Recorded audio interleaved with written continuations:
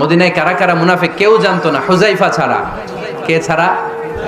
নামটা আজকে মুখস্থ করেন, যাতে অন্য কোনো ওয়াজে কেউ জিজ্ঞেস করলে বলতে পারেন।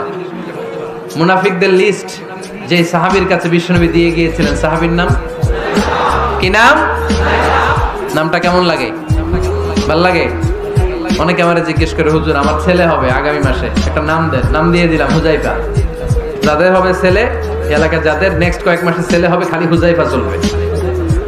কি চলবে? ভাল লাগে নামটা? ভাল লাগে, রাইখেন, অনেক সুন্দর নাম। উনি জানতেন মুনাফিক কারা। দেখেন ওমরে ফারুকের তাকওয়ার লেভেলটা কত হাই।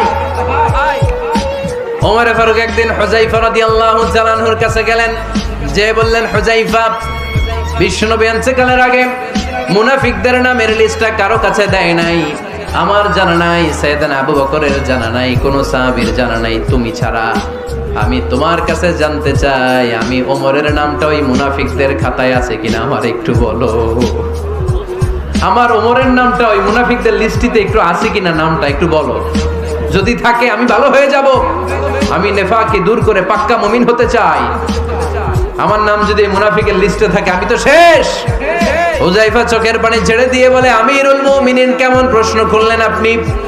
আপনি বিশ্বনবীর শ্বশুর, এই উম্মতে আপনার পজিশন 3 নাম্বার।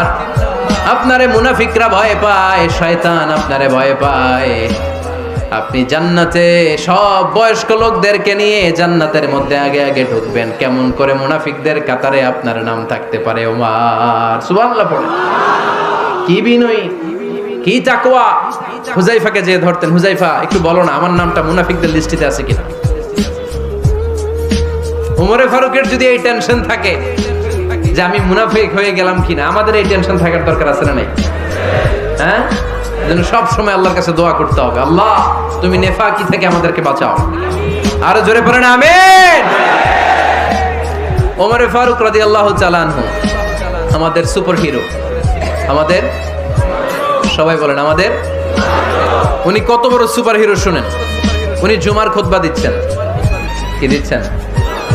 মসজিদে নববীতে খুতবার মাঝখানে হঠাৎ বললেন, ইয়া সারিয়াতাল জাবাল, ইয়া সারিয়াত ইবনে জানিমিল জাবাল। এই কথা বলেই আবার খুতবা দিতে শুরু করলেন। ওনার এই ইয়া সারিয়াত ইবনে জানিমিল জাবালের সাথে আগের কথারও কোনো মিল নাই, পরের কথারও কোনো মিল নাই।